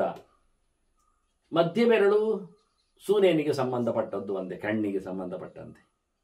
ಹಾಗಾಗಿ ಏನಾಯಿತು, ಅವನು ಆರೋಗ್ಯಂ ಭಾಸ್ಕರ ಆದಿಚ್ಛೇತ್, ಭಾಸ್ಕರ ನಮಗೆ ಆಯುಷ್ಯವನ್ನು, ಆರೋಗ್ಯವನ್ನು, ಪುಷ್ಟಿಯನ್ನು, ವೃದ್ಧಿಯನ್ನು ಕರುಣಿಸ್ತಾನೆ. ಸೋಲಾರ್ ಎನರ್ಜಿ ಕತೆ 4 ಮುಖದಿಂದ ಹೇಳ್ತಾರೆ ಅವರು. ಆಯುಹು ಪುಷ್ಟಿ ವೃದ್ಧಿ. ಇದು ಆಯುರ್ವೃದ್ಧಿದ ಪುಷ್ಟಿವೃದ್ಧಿದ ಅಂತ 2 ಅರ್ಥ ಮಾಡಬಹುದು. ಆಯುಷ್ಯ ಕಾರಣವಾದದ್ದು ಆರೋಗ್ಯ, ಅದು ಸಹಜ. ಅದರಿಂದ ಸೂರ್ಯನಿಂದ ನಮಗೆ ಆರೋಗ್ಯ ಸಿಗ್ತದೆ, ಆಯುಷ್ಯ ಸಿಗ್ತದೆ, ಜೊತೆಯಲ್ಲಿ ಪುಷ್ಟಿ, ಆನಂತರ ವೃದ್ಧಿ, ಬೆಳವಣಿಗೆ. ಈ 4 ಮುಖದಿಂದ ಅದನ್ನು ಚಿಂತನೆ ಮಾಡಲಿಕ್ಕೆ ಬರುವ ಹಾಗೆ ನಡುಬೆರಳಿನ ಕತೆ, ಇದರ ಚಿಂತನೆಯನ್ನು ಕೊಡ್ತಾರೆ ಮುಖ್ಯವಾಗಿ ಅವರು. ಮತ್ತೆ ಸಮಸ್ತಾಭೀಷ್ಟ ಫಲದ ಅನಾಮಿಕ. ಅನಾಮಿಕೆ ಎಲ್ಲ ಕಾಮಗಳಿಗೆ, ಶರೀರದಲ್ಲಿ ಧರ್ಮ ಪ್ರಧಾನವಾಗಿ ಮಾಡಲಿಕ್ಕೆ ನಡುಬೆರಳು, ಹೆಬ್ಬೆರಳು ಮೋಕ್ಷವನ್ನು ಕೊಡಲಿಕ್ಕೆ, ಆನಂತರ ಅನಾಮಿಕೆ ಎಲ್ಲ ಬಯಕೆಗಳನ್ನು ಈಡೇರಿಸಿಕೊಳ್ಳಲಿಕ್ಕೆ. ಹೀಗೆ ಧರ್ಮಾರ್ಥ ಕಾಮ ಮೋಕ್ಷಗಳ ಚತುರ್ವಿಧ ಪುರುಷಾರ್ಥಗಳ ಒಂದು ದೃಷ್ಟಿಯಿಂದ ಮಧ್ಯ ಬೆರಳಿನಿಂದ ಧರ್ಮವನ್ನು ನಾವು ಸಂಪಾದನೆ ಮಾಡಿದ ಹಾಗೆ, ಅನಾಮಿಕೆಯಿಂದ ಅರ್ಥವನ್ನು ಕಾಮವನ್ನು ಎರಡನ್ನು ಪಡೀತೇವೆ. ಸಂಪತ್ತು ಇರುವುದೇ ಬಯಕೆಗಳ ಈಡೇರಿಕೆಗೆ. ಹಾಗಾದ್ರೆ ಬಯಕೆಗಳೆಲ್ಲ ಈಡೇರಿತಂದ್ರೆ ಸಂಪತ್ತು ಬಂತು ಅಂತ ಅರ್ಥ. ಹೆಬ್ಬೆರಳು ಮೋಕ್ಷಕ್ಕೆ. ಸಮಸ್ತಾಭೀಷ್ಟ ಫಲದ ಅನಾಮಿಕ. ಇನ್ನೀಗ 2 ಬೆರಳು ಉಳಿದಿದೆಯಲ್ಲ, ಈ 2 ಬೆರಳುಗಳನ್ನು ಪ್ರತ್ಯೇಕವಾಗಿ ಗಮನಿಸಲಿಕ್ಕೆ ಆಗುವುದಿಲ್ಲ. ಇದರಲ್ಲಿ ಒಂದು ಕೆಲಸ ಏನು ಮಾಡಬಹುದು ಅಂದರೆ, ಹೆಬ್ಬೆರಳಿನ ಜೊತೆಯಲ್ಲಿ ತೋರು ಬೆರಳನ್ನು ಸೇರಿಸುವುದು, ಹೆಬ್ಬೆರಳಿನ ಜೊತೆಯಲ್ಲಿ ಕಿರುಬೆರಳನ್ನು ತೋರಿಸುವುದು. ಹೆಬ್ಬೆರಳು ಬೇಕೀಗ ಹೆಬ್ಬೆರಳಿನಿಂದ 3 ಮುಖ. ಒಂದು ಹೆಬ್ಬೆರಳಿನಿಂದ ನಡುವಿನ 2 ಬೆರಳನ್ನು ಮಾತಾಡಿಸುವುದು. ಹೆಬ್ಬೆರಳಿಗೆ ಆಗ ನಡುವಿನ 2 ಬೆರಳು ಆಗ್ತಾ ಹೋಗೋಳು, ಹೆಬ್ಬೆರಳು ಬಿಟ್ರೆ. ಇಲ್ಲ ತರ್ಜನಿ. ಮರಣಾದಿಷು ಕ್ಷುದ್ರಕರ್ಮಸು ಸರ್ವೇಶು ತರ್ಜನಿ ತತ್ಫಲಪ್ರದ. ನಾವು ತರ್ಜನಿಯನ್ನಿಟ್ಟುಕೊಂಡು ಜಪ ಮಾಡಿದರೆ, ಉಪಯೋಗಿಸಿಕೊಂಡರೆ, ಮಾಲೆಯನ್ನು ಆಕರ್ಷ ಮಾಡಿದರೆ, ಹೆಬ್ಬೆರಳು ಮತ್ತೆ ತರ್ಜನಿ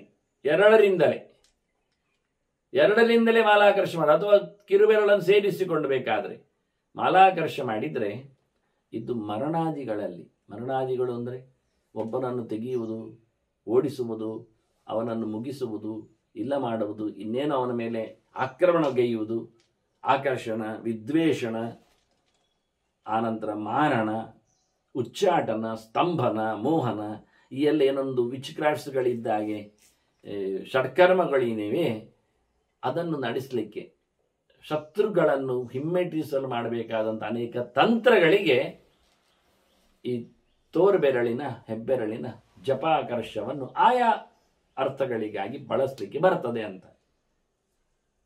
ಆತ್ಮಸಂಹಿತೆ ಹೇಳುವಾಗ ಹೇಳುತ್ತದೆ, ಮಧ್ಯಮ ಅನಾಮಿಕಾಂಗುಷ್ಟೈ ಗೃಹೀತ್ವಾ ಜಪಮಾಚರೇತ್.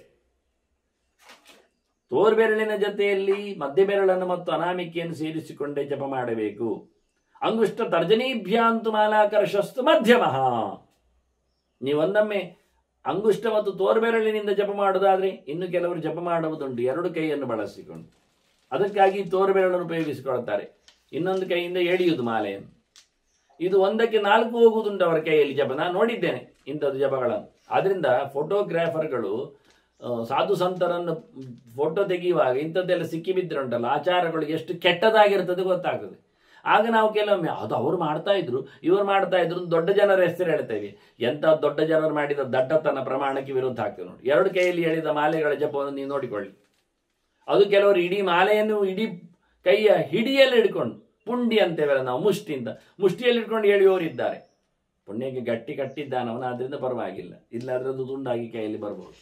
ಇವರ ಗರ್ಭದ ಜಪದಲ್ಲಿ ನೋಡುವಾಗ ಇನ್ಯಾರದ್ದೋ ಮಾತಾಡ್ತಾ ಇರುವಾಗ ಅದೆಲ್ಲ ಬೇಡ. ಒಂದೊಂದೇ ಮಣಿ ಹೋಗ್ಲಿಕ್ಕೋಸ್ಕರ ಇಷ್ಟೆಲ್ಲ ಕಷ್ಟ, ಅದು ಬೆರಳನ್ನು ಹೇಳುವ ರೀತಿ. ಆದ್ರಿಂದ ಮಧ್ಯಮ ಅಂಗುಷ್ಟ ತರ್ಜನೀಭ್ಯ ಅಂತೂ ಮಧ್ಯಮ ಮಾಲಾಕರ್ಷಸ್ತು. ಇನ್ನು ಕನಿಷ್ಠ ಅಂಗುಷ್ಟ ಯೋಗೇನ ಕನಿಷ್ಠ ಸಿದ್ಧಿರೀರಿದ, ಕಡೆ ಬೆರಳಿನಿಂದ ಕೊಡಿ ಬೆರಳಿಂದ ಮಾಡುವುದಾದ್ರೆ ಬಹಳ ಕಷ್ಟಪಟ್ಟು ಮಾಡ್ಬೇಕು. ಇದನ್ನು ಪ್ರಾಕ್ಟೀಸ್ ಮಾಡುವುದು. ಬೆರಳಿಗೆ ತಾಗಿದವರು ಅಡಿಗೆ ಮಾಡುವಾಗ 3 ಬೆರಳಿಗೆ ತಾಗಿದ್ರೆ ಇದೇ ಜಪಗತಿ ಅವನಿಗೆ. ಇದು ಮಾಡಿದ್ರೆ ಸಿದ್ಧಿ ಬಹಳ ಕಡಿಮೆ ಅಂತಾರೆ. ಇದು ಅಧಮ, 3ನೇ ಪ್ರಕಾರದ ಜಪಕ್ರಮ ಅಂತ. ಹೀಗಾಗಿ ಏನಿದ್ರು 5 ಬೆರಳು ಒಟ್ಟು ಸೇರಿಸಿ ಹೇಳುವುದು ಹೇಳಲೇ ಇಲ್ಲ, ನೆನಪಿಟ್ಟುಕೊಳ್ಳಿ. ಇನ್ನೆಲ್ಲ ಕಲಿಬೇಕಾದ ಸಂಗತಿಗಳು ವಾಸ್ತವವಾಗಿ. ಮತ್ತೆ ಜಪ ಮಾಡಲಿಕ್ಕೆ ಮಣಿಯ ಸರದಲ್ಲಿ ಗಂಟಾಗಿಕೊಳ್ಳಿಕ್ಕೆ ಬಹಳ ಚೆಂದಾಗಿ ಉಂಟು ಅಂತ ಮೊದಲೇ ನೆನಪಿಸಿಕೊಡ್ತಾರೆ ಅವರು. ಗ್ರಂಥಿಂ ಪೃಥಕ್ ಪೃಥಕ್ ಗುರುವನ್ನ ಮಣೀನಾಂ ಅಂತರೇ ಬುಧಃ. ಪ್ರತಿ ಮಣಿಯ ಮಧ್ಯದಲ್ಲಿ ಚಂದವಾದಂಥ ಗಂಟು ಕಾಣಬೇಕು. ಗಂಟಿಲ್ಲದಿದ್ರೆ ಆಗುವುದಿಲ್ಲ. ಜಪ ಎಳೆಯುವಾಗ ಒಂದೇ ಮಣಿ ಹೋಗುವಾಗ ಗೊತ್ತಾಗುವುದು ಹೇಗೆ? ಮಣಿಯನ್ನು ದಾರದಲ್ಲಿ ಎಳೆಯುವುದಲ್ಲ, ಮತ್ತೆ ಮಣಿಯನ್ನೇ ತಿರುಗಿಸುವುದು. ಅರ್ಥ ಆಗಿರ್ಬೇಕು ನಿಮಗೆ. ನೀವು ಖಾಲಿ ಮಣಿಯನ್ನು ದಾರದಲ್ಲಿ ಪೋಣಿಸಿದ್ರೆ ಒಂದಿಷ್ಟು ಜಾಗ ಗ್ಯಾಪ್ ಕೊಟ್ರೆ ಅಲ್ಲಿಂದ ಮೆಲ್ಲಕ್ಕೆ ಒಂದು ಮಣಿ ನೀಚೆ ತರ್ತೀರಿ, ಮತ್ತೊಂದು ಮಣಿ ನೀಚೆ ತರ್ತೀರಿ. ಹಾಗೆ ಮಾಡಬಾರದು ಅಂತ ಹೇಳ್ತಾನೆ. ಗ್ರಂಥಿಂ ಪೃಥಕ್ ಪೃಥಕ್ ಗುರುವನ್. 10ಕ್ಕೊಂದು ಕೆಲವರು ಗಂಟೆ ಆಗೋದುಂಟು, ಅಲ್ಲಿಗೆ 10 ಆಯ್ತು ಗೊತ್ತಾಯ್ತು, ಮತ್ತೆ ಈಜೆ ಮತ್ತೆ ಅದು ಬೇಡ, ಅದಾಗುವುದಿಲ್ಲ. ಪ್ರತಿಯೊಂದು ಮಣಿಗೂ ಗಂಟೆ ಹಾಕ್ಬೇಕಂತೆ. 1 ಗಂಟೆಯ ನಂತರದಲ್ಲಿ 1 ಗಂಟೆ ಬರಬೇಕು. ಹಾಗಾಗಿ ಬಹಳ ಚಂದವಾಗಿ ಪೃಥಕ್ ಪೃಥಕ್ ಗ್ರಂಥಿಂ ಕುರುವನ್ ಮಣೀನಾಂ ಅಂತರೇ ಬುಧಃ. ಪ್ರತಿ ಮಣಿಯ ಮಧ್ಯದಲ್ಲಿ ಗಂಟು ಕಾಣಬೇಕು. ಗಂಟು ಕಾಣುವಾಗ ಮಣಿ ಮಾತ್ರ ನಿಮಗೆ ಜಾರಿದ್ದು ಗೊತ್ತಾಗ್ತದೆ, ಇಲ್ಲ ಆದ್ರೆ ಮಣಿ ಜಾರುವುದಿಲ್ಲ. ಒಂದೊಮ್ಮೆ ಪೋಣಿಸಿದ ಮಣಿ ಆದ್ರೆ ಬಹಳ ಕಷ್ಟ. ಸುರಿದ ಮಣಿ ಅಂತಾರಲ್ಲ, ಅದೊಮ್ಮೆ ಹರಿದಾದ್ರೂ ಎಲ್ಲ ಚೆಲ್ಲಿ ಹೋಗುದೊಂದು ಕಷ್ಟ. ಇಲ್ಲಿ ಚೆಲ್ಲಿ ಹೋಗುವುದೇ ಇಲ್ಲ. ಒಂದೊಮ್ಮೆ 1 ಗ್ರಂಥಿ ಸಡಿಲಾದ್ರೂ 1 ಮಣಿ ಬೀಳ್ತದಷ್ಟೇ, ಮತ್ತೆ ಪುನಃ ಕಟ್ಟಿಕೊಳ್ಳಿಕ್ಕೆ ಬರ್ತದೆ. ಹಾಗಾಗಿ ಪ್ರತಿ ಗ್ರಂಥಿ ಪೃಥಕ್ ಪೃಥಕ್ ಗಂಟನ್ನು ಪ್ರತಿಯೊಂದಕ್ಕೂ ಹಾಕಬೇಕು ಅಂತ ಉಲ್ಲೇಖ ಮಾಡ್ತಾರೆ ಇಲ್ಲಿ. ಮತ್ತೆ ಮಣಿ ಮಾಡಲಿಕ್ಕೆ ಮರದ ಕಥೆಯಲ್ಲಿ ಅದು ತುಳಸಿಯಲ್ಲಿ ಸುಮಾರು ಪ್ರಕಾರ ಉಂಟಂತೆಲ್ಲ. ಯಾವುದು ಬೇಕು? ಶುಕ್ಲಾ ಕೃಷ್ಣೇತಿ ಭೇದಂತೂ ಯಹ ಕರೋತಿ ವಿಮೂಢತಿ. ಇಲ್ಲಿ ಬಿಳಿ ತುಳಸಿ, ಕಪ್ಪು ತುಳಸಿ ಹೇಳು. ಬಿಳಿ ತುಳಸಿ ಅಂದ್ರೆ ಹಸಿರು ಇರ್ತದೆ, ಕಪ್ಪು ತುಳಸಿ ಕಪ್ಪೆ ಇರ್ತದೆ. ಅದನ್ನು ಕೃಷ್ಣ ತುಳಸಿ ಕರೀತಾರೆ, ರಾಮ ತುಳಸಿ ಕರೀತಾರೆ. ಹಸಿರು ತುಳಸಿ ಇರ್ತದೆ, ಕೆಲವೊಮ್ಮೆ ಸ್ವಲ್ಪ ಕಪ್ಪು ನೀಲಿಗೆ ಇರ್ತದೆ, ಇನ್ನು ಅದರಲ್ಲಿ ಸ್ವಲ್ಪ ಸಣ್ಣ ಎಲೆ ಇರ್ತದೆ, ದೊಡ್ಡ ಎಲೆ ಇರ್ತದೆ. ಅನೇಕ ಪ್ರಕಾರದ ತುಳಸಿಗಳಿದ್ದಾವೆ. ಇಲ್ಲಿ ಯಾವ ತುಳಸಿಯಲ್ಲಿಯೂ ಭೇದ ಮಾಡಲಿಕ್ಕಿಲ್ಲ. ಯಾವುದರ ಕಾಷ್ಟ ಒಣಗಿತ್ತೋ ಅದರಲ್ಲಿ ಮಾಡ್ಲಿಕ್ಕೆ ಆಗ್ತದೆ. ದೇವರ ಪೂಜೆಗೂ ಹಾಗೆ. ಶುಕ್ಲಾ ಕೃಷ್ಣೇತಿ ಭೇದಂತು ಯಹ ಕರೋತಿ ವಿಮೂಢದೀಹಿ ಸಯಾತಿ ನರಕಂಗೋರಂ. ಸತ್ಯಂ ಸತ್ಯಂ ವರಾನನ್. ಇದು ಗೌರಿ ತಂತ್ರದಲ್ಲಿ ಶಿವನ ಮಾತು. ಪಾರ್ವತಿ ಯಾವ ಕಾಲದಲ್ಲಿಯೂ ಪ್ರಭೇದವನ್ನು, ಅದಕ್ಕೆ ಬೇರೆ ರೀತಿಯ ಅರ್ಥವನ್ನು ಮಾಡಬೇಡಿ. 2 ಪ್ರಕಾರದ ತುಳಸಿಯ ಕಡ್ಡಿಗಳಿಂದ ನಾವು ಸಹಜವಾಗಿ ಮಣಿಯನ್ನು ಮಾಡಿಕೊಳ್ಳಲಿಕ್ಕೆ ಬರುತ್ತದೆ ಅನ್ನೋದನ್ನು ಉಲ್ಲೇಖ ಮಾಡಿತು. ಮತ್ತೆ ಜಪ ಮಾಡುವಾಗ ಏನೆಲ್ಲ ಮಾಡಲಿಕ್ಕಿಲ್ಲ ಅಂತ ಮೊದಲು ಪೀಠಿಗೆಯಲ್ಲಿ ಬಂದಾಗ ಹೇಳಿದ್ದೆ. ಪ್ರತಿನಿತ್ಯ ನಾರಾಯಣ ಜಪಕ್ಕೋಸ್ಕರ ಬಳಸಿಕೊಳ್ಳಿ ಅಂತ ಮತ್ತೊಮ್ಮೆ ಹೇಳುತ್ತೇನೆ. ಯಾವುದು ಬಾರದು ಎನ್ನುವುದರ ಬಗ್ಗೆ ಪ್ರಮಾಣವನ್ನು ತರ್ತೇನೆ ಅಂತ ಚಿಂತನೆ ಕೊಟ್ಟಿದ್ದೇನೆ. ಭಾರದ್ವಾಜರು ಹೇಳಿದ ಮಾತಿನಲ್ಲಿ ನಾವು ನೋಡುವುದಾದ್ರೆ, ಅವರ ಲೆಕ್ಕಾಚಾರದಲ್ಲಿ ಹೇಳಿದರೆ, ಪ್ರಣವಂ ನೆನಪಿಟ್ಟುಕೊಳ್ಳಿ, ಓಂಕಾರದ ಜಪಕ್ಕೆ ಮಾಲೆ ಇಲ್ಲ. ವ್ಯಾಹೃತೀಹಿ ಸಪ್ತ, ಭೂಹು ಭುವಃ ಸುವಃ ಮಹಃ ಜನಃ ತಪಃ ಸತ್ಯಂ. ಇದು ಸಪ್ತ ವ್ಯಾಹೃತಿಗಳು. ಸಪ್ತ ವ್ಯಾಹೃತಿಗಳನ್ನು ಜಪ ಮಾಡಲಿಕ್ಕೆ ಮಣಿಸರ ಬೇಡ. ಅಂದರೆ ಪ್ರತ್ಯೇಕವಾಗಿ ವ್ಯಾಹೃತಿಯನ್ನು ಜಪ ಮಾಡಲಿಕ್ಕೆ ಇರ್ತದೆ, ಉಂಟು. ಮತ್ತೆ ಗಾಯತ್ರೀಂ, ವಿಶ್ವಾಮಿತ್ರ ಕೊಟ್ಟಿರತಕ್ಕ ಗಾಯತ್ರಿ ಮಂತ್ರ ಜಪಕ್ಕೆ ನಿಜವಾಗಿ, ಅಥವಾ ಬ್ರಹ್ಮ ಗಾಯತ್ರಿಗಾದರೂ ಇಲ್ಲ. ಮತ್ತು ವೈದಿಕಾನುಮನೂನ್, ವೇದದಲ್ಲಿ ಹೇಳಿದ ಯಾವುದೇ ಮಂತ್ರಗಳಿಗೂ ಸಹ ಜಪಸರದಲ್ಲಿ ಅವಕಾಶ ಇಲ್ಲ. ಕಳೆದ ಬಾರಿ ಹೇಳಿದ್ದೆ ನಾನು, ಅದು ವೇದಗಳನ್ನು ಪರ್ವದಲ್ಲಿ ಕೈಯ ಗಂಟಿನಲ್ಲಿ ಲೆಕ್ಕ ಮಾಡಲಿಕ್ಕಿರುವಂಥದ್ದು ಅಂತ. ಹಾಗಾಗಿ ಪ್ರಣವಂ ವ್ಯಾಹರತಿ ಸಪ್ತ ಗಾಯತ್ರೀಂ ವೈದಿಕಾನ್ ಮನೋನ್ ವಿನ ಚ ಅನ್ಯಾನ್ ಜಪೇನ್ ಮಂತ್ರಾನ್ ಅನಯ ಜಪಮಾಲಯ. ಅಕ್ಷಮಾಲೆಯಿಂದ ಉಳಿದ ಮಂತ್ರಗಳನ್ನೆಲ್ಲ ಜಪ ಮಾಡಲಿಕ್ಕೆ ಉಂಟು. ಹಾಗಾಗಿ ಉಳಿದ ಮಂತ್ರಗಳು ವಿಷ್ಣು ಮಂತ್ರ ಆಗಲಿ ಅಥವಾ ನಾರಾಯಣ ಮಂತ್ರ ಆಗಲಿ, ಕೃಷ್ಣ ಮಂತ್ರ ಆಗಲಿ, ರಾಮ ಮಂತ್ರ ಆಗಲಿ, ಲಕ್ಷ್ಮೀ ಮಂತ್ರಗಳಾಗಲಿ, ಇವುಗಳೆಲ್ಲಕ್ಕೂ ಸಹ ಅವರವರ ಪ್ರಭೇದಗಳಲ್ಲಿ ಮಂತ್ರಗಳಿಗೆ ಪ್ರಭೇದದ ಕೆಲವೊಂದು ಮಾಲೆಗಳು ಇವೆ, ಉಪಯೋಗಿಸಿಕೊಳ್ಳಬಹುದು. ಶಿವಮಂತ್ರಕ್ಕಾಗುವ ರುದ್ರಾಕ್ಷಿಯಿಂದ ಆಗ್ತದೆ, ಲಕ್ಷ್ಮೀ ಮಂತ್ರಗಳಿಗೆ ಕಮಲಾಕ್ಷಿ ಆಗ್ತದೆ, ಸ್ಫಟಿಕವು ಆಗ್ತದೆ. ಹೀಗೆ ಇತರ ದೇವತೆಗಳ ಅವಳದಿಂದ ಗಣಪತಿ ಮಂತ್ರದ ಜಪಕ್ಕೆ ಅಥವಾ ಸುಬ್ರಹ್ಮಣ್ಯನ ಜಪಕ್ಕೆ ಉಪಯೋಗಿಸಿಕೊಳ್ಳಲಿಕ್ಕೆ ಬರ್ತದೆ. ಈಗ ಅವರವರಿಗೋಸ್ಕರ ಬೇರೆ ಬೇರೆ ಮಂತ್ರ ಜಪಗಳಿಗೆ ಬೇರೆ ಬೇರೆ ಮಣಿಗಳನ್ನು ಉಪಯೋಗಿಸಿಕೊಳ್ಳುವುದು ಚಂದವೇ ಆಗ್ತದೆ.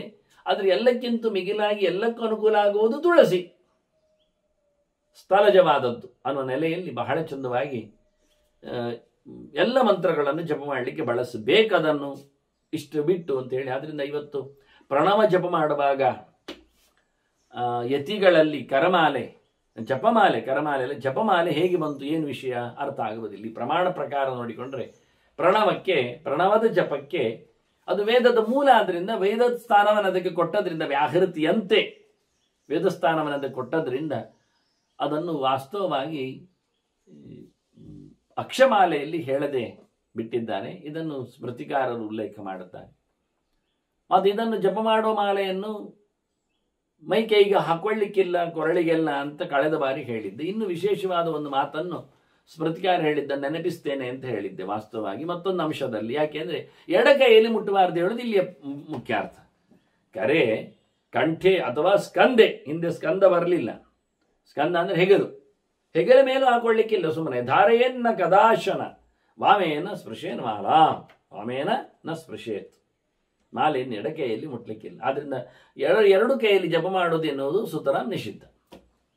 ಅದನ್ನು ನೋಡಿದ್ರೆ, ಅದನ್ನು ನೀವು ಫೋಟೋ ಹೊಡ್ಕೊಂಡಿದ್ರೆ, ಯಾವುದೋ ಸಾಧು ಸಂತರದ್ದನ್ನೆಲ್ಲ ನಿಮಗೆ ದರ್ಶನಕ್ಕೆ ತಂದಿದ್ರೆ ಅದನ್ನು ಡಿಲೀಟ್ ಮಾಡೋದು ಚಂದ. ಅದು ಪ್ರಮಾಣ ಅಲ್ಲ. ವಾಮೇನ ಸ್ಪೃಶೇನ್ ಮಾಲಾಂ ಕರೇಣ ಬ್ರಾಹ್ಮಣ ಕ್ವಚಿತ್ ಎನ್ನುವುದಾಗಿ ಭಾರದ್ವಾಜರು ಸ್ಪಷ್ಟವಾಗಿ ಜಪ ಮಾಡುವ ಸರವನ್ನು ಕುತ್ತಿಗೆಯಲ್ಲಿ ಹಾಕಲಿಕ್ಕಿಲ್ಲ, ಕೈಯಲ್ಲಿ ಹಾಕೊಳ್ಳಿಕ್ಕಿಲ್ಲ, ಹೆಗಲಲ್ಲಿಯೂ ಹಾಕೊಳ್ಬಾರದು. ಕೆಲವರು ಕುತ್ತಿಗೆ ಬೇರೆ, ಹೆಗಲು ಬೇರೆ, ಕಂಠ ಮಾಲೆ ಬೇರೆ, ಇದು ಹೆಗಲಲ್ಲಿ ಹೊತ್ಕೊಂಡು ಬರೋದು. ನೀವು ಬೈರಾಸೆಯನ್ನೆಲ್ಲ ಹೊತ್ಕೊಂಡು ತರೋದಿಲ್ವಾ, ಹೆಗಲ ಹಾಕೊಂಡು, ಅದು ಉಪಯೋಗಕ್ಕೆ ಬರ್ತದಲ್ಲ. ಮತ್ತೆ ಅಂದರೆ ಇಡ್ಲಿಕ್ಕೆ ಒಂದು ಜಾಗ ಅಂತ ದೇಹದಲ್ಲಿ ಮಿಂದು ಬರುವಾಗ 1-2-4 ಬಟ್ಟೆಗಳನ್ನು, ಮತ್ತೆ ನಾಳೆಗೆ ಹರವಿ ಹಾಕಲಿಕ್ಕೆ, ಮಡಿಗೋಸ್ಕರ ಇರಲಿಕ್ಕೆ ಬಟ್ಟೆಗಳನ್ನು ಹಿಂಡಿ ನದಿಯಿಂದ ತರಬೇಕು.